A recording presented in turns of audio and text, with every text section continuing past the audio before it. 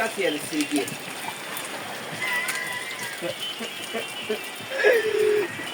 Çok komiksin kakat. Çok komik kaka atıyor.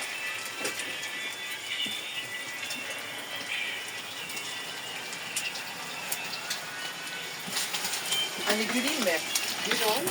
Gülmek yasak. Hayır, mantıklı gülebilir. Üşüdüm.